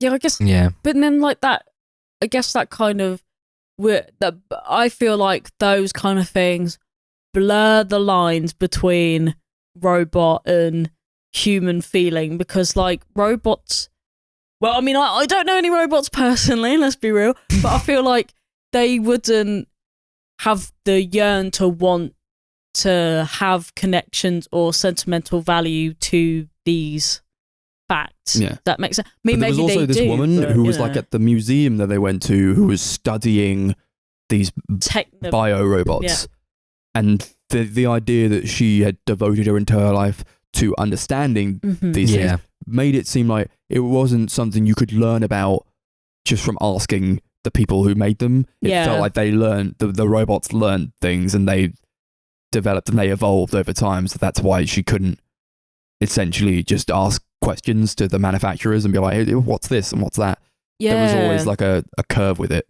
It kind of like the whole like being like self-aware of being a robot, but like kind of wanting like the human like interactions and like relationships and stuff reminded me of like some, I don't know how this reminded me, but like there was this manga I used to read called Chobits. I don't know if anyone's heard of it. You guys not heard of it? No. It's literally about this guy who orders like a mail order like girlfriend, and it turns out to be like basically like a yang, like this humanoid looking android, and like she's like learning a lot about the world and stuff, and she wants to be human, but she's aware that she's a robot and can't be human. And quite a lot of the series is like literally about her like kind of being like, cool, I could do all these human things, but I'm not human and I don't have these emotions, and like I could have emotions, but they're not real. They're an artifice of like that kind of thing. I think that's a what that made trope me that's feel. kind of tackled quite a lot, like in like Blade Runner 2049 or that game Detroit Become Human. But I don't think I've ever seen it like tackled in such a like deep and meditative way. This feels almost like transcendent almost, but that again I think also helps with the fact that you've got loads of like these, it's just so pretty, it's just so pretty, like all these like I said, mundane just shots of like leaves and trees and oh look, they're at the park or something, wow, people go to the park every day, but it's put in like this new context, you feel it differently, it hits different, but nothing special's happening. Yeah. Does that make sense? I think there's like a constantly melancholic tone as well. I think it's really sweet. Like it's pretty. I think it's a fucked bit up, of both. but It's kind of bittersweet in a way, but I did get more feeling of melancholy. I loved it because it just made me feel like like it's kind of like they're going back all through all these memories, and yeah, it's sad, but like it's really sweet because they got to like relive and look at these like old memories together, and it was like, oh, that's really sweet, and it's like really, it felt kind of like uplifting to me in a weird kind of way. Like, sure, he's gone, but he's not really gone, is he? Yeah. He's like human in his own right, if that makes sense. I love how they kind of, in a way, play into how deceptive memories can be. Like, there's those like scenes where they go into Yang's memories and they look at like their conversation about tea and stuff, and as it's going on, they'll say a line and it will repeat, and it's like said in a completely different cadence in a different way, and it's almost like some words will change. Some words will change. It's like how memory is. Yeah. You never remember exactly how it is. It's all like your version of that. I thought that was really interesting. It was a great scene where he goes into the memory and it turns out that actually he had lived a lot of life before they had even got him. And so I like that. It was cool. That he belonged to them, he belonged to someone else. And before he belonged to that person, he belonged to someone else. She was like, oh yeah, I got him. He was like pre-owned. It was a pre-owned Yang. Everyone's had a pre-owned. And he had all these memories about his previous lives, I suppose. So it makes sense, I suppose, that he kind of shut down after not having them, not being there for very long with this one family, because he had already affected the lives of all these other people. Yeah, I assume that must have meant like, because they were under the impression that he was pre-owned, but like he was only used for like 5 days, so they thought he was like brand new. But in theory, he was probably like a couple years old, maybe. Yeah. Like he was probably a machine. He was like decades old. But just no one knew about it because everyone seemed to have gotten him from this dodgy shop. Apparently, no one knows where he's from. Just hand it around, right?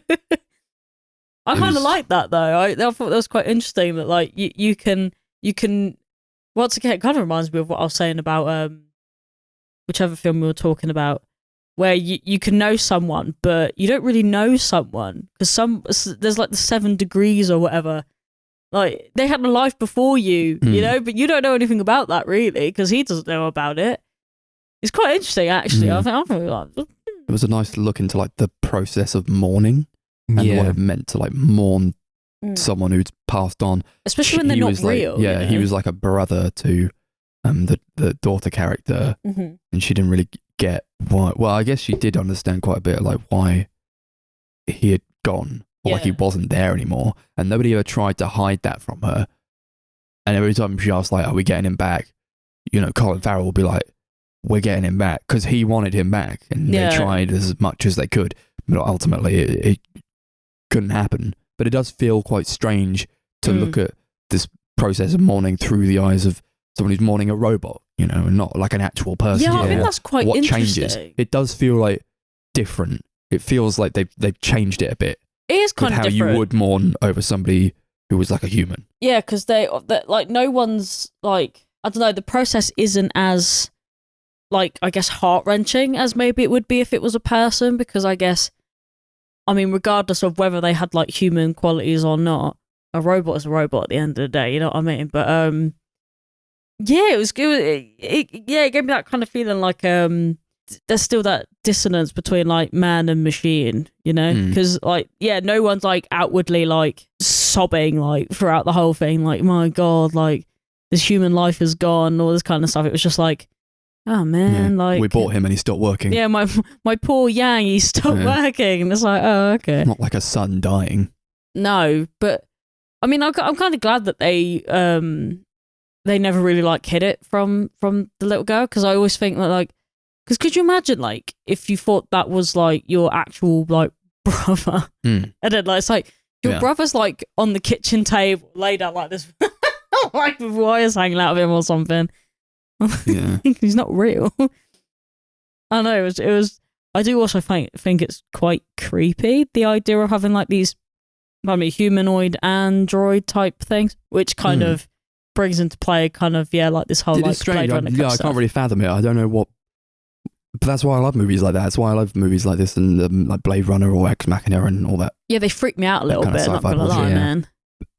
I also really like when he was saying, "Oh, I love tea, and this is why I love tea." And he was trying to rationalize, like, "Oh, I wish I could have like a passion for that kind of thing." And he tries to do it with like butterflies or whatever.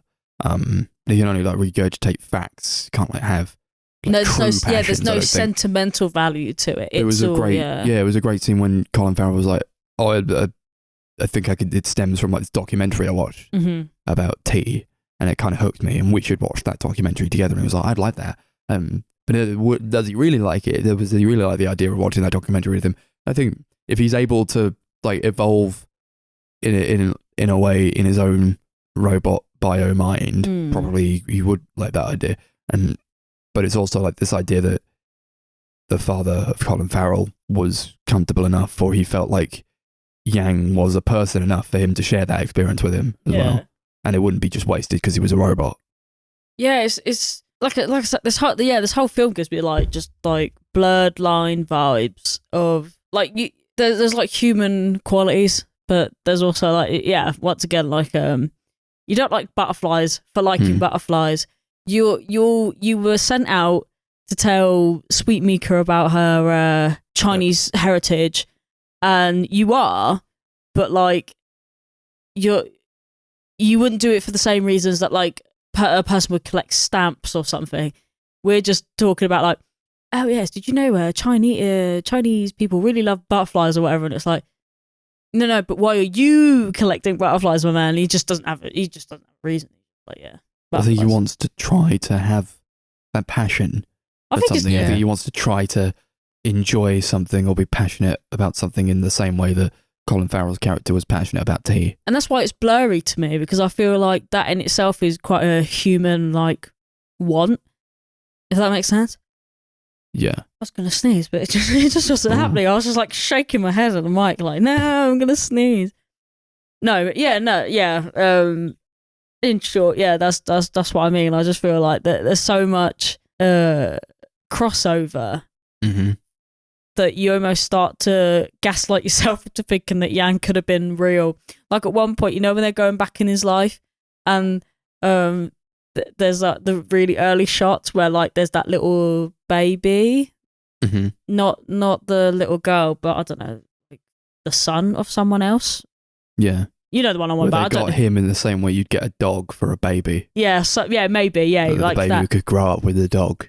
And I'm like, oh my God, maybe, was he real? I'm confused. Like, no, he's not real. No, he was never real. But you could convince me that he was real. In that moment, you could have told me he was real, and I've been like, yes, I have Blade Runnered myself. He was real. He was real the whole time.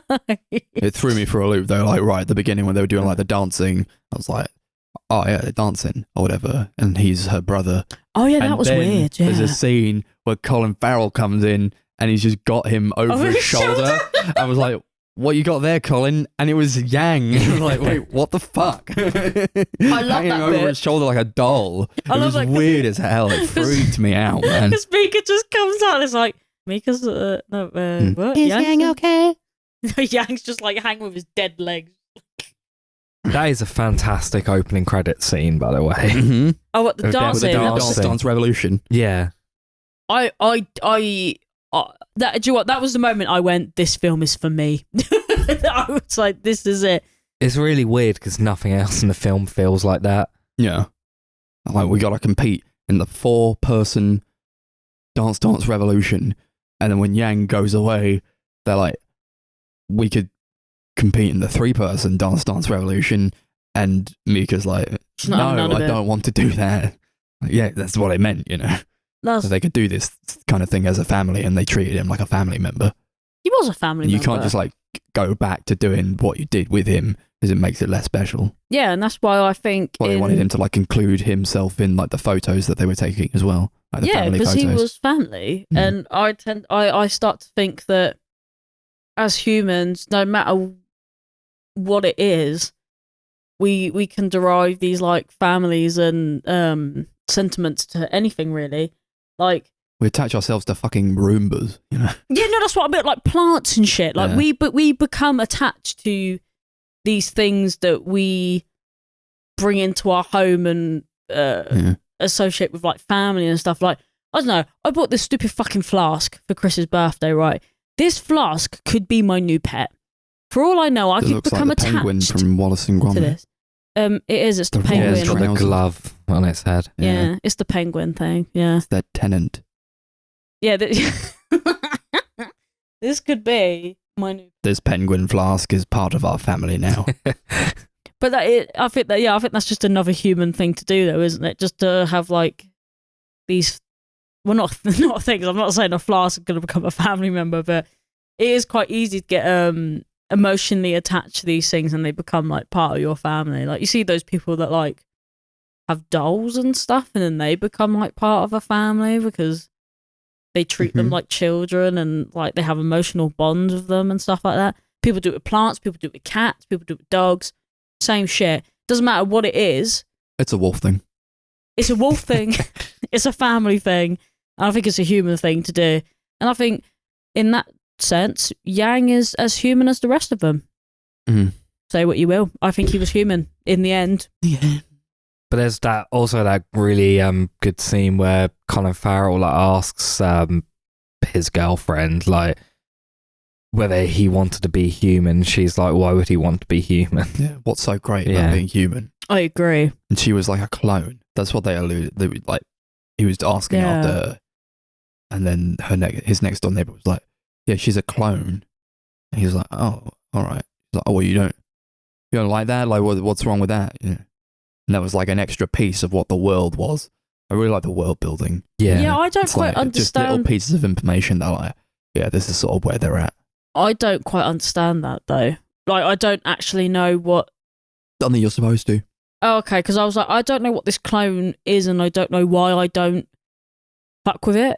Like, I don't understand it, but the strange part of it was that like the Yang was a robot, but he was able to make this connection with somebody else outside of this family who had bought him to be a brother for their daughter.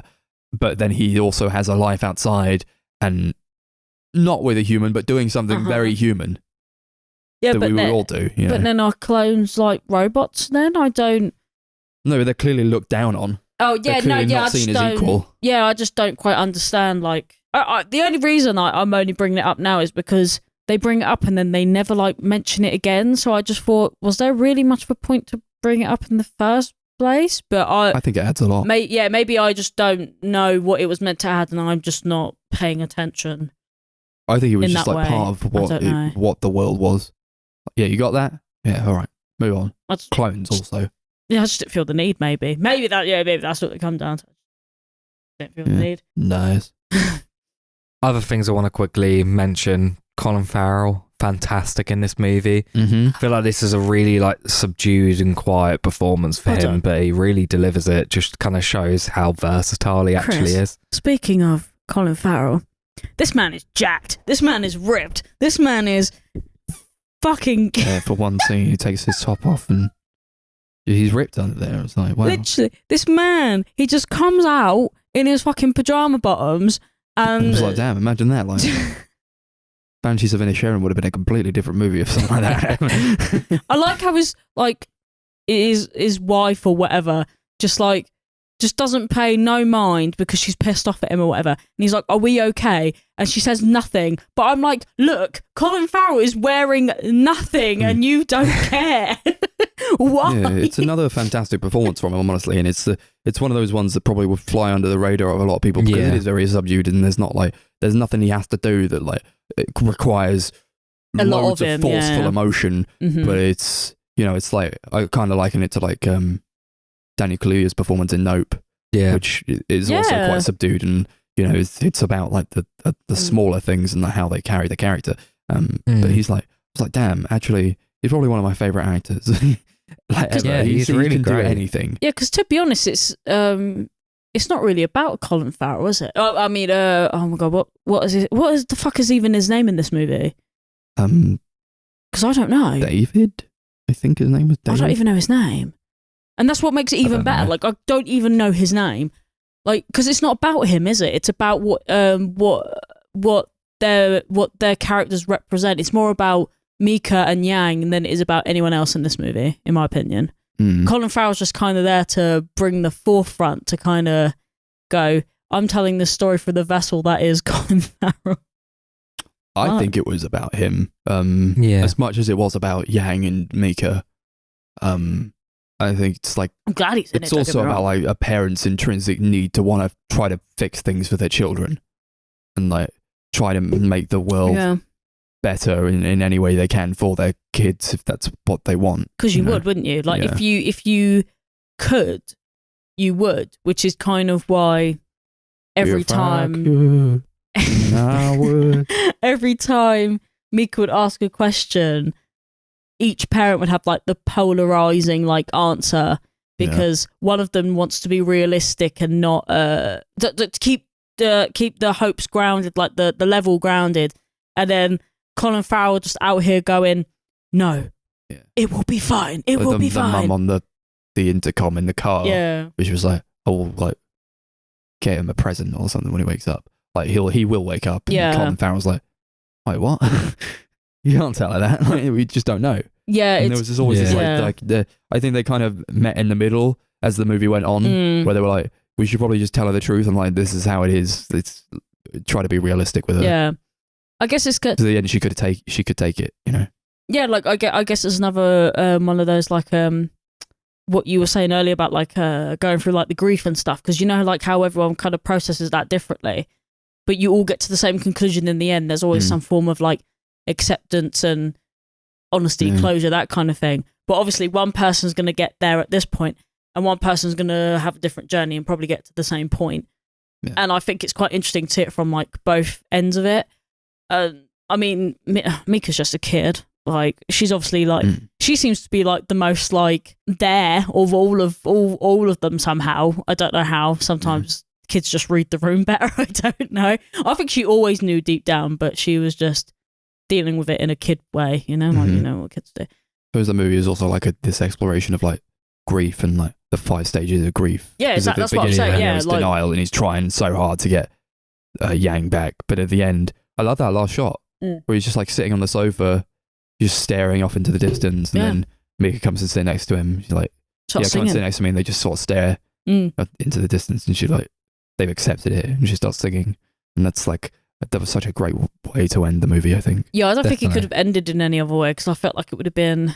They don't do anything bombastic. There's it nothing would have been too much, wouldn't it? We could have brought him back, or something. Oh my God, imagine if they brought him back. What a disaster. There's nothing like that. It would have been out of place if there was something like that, I think. Yeah.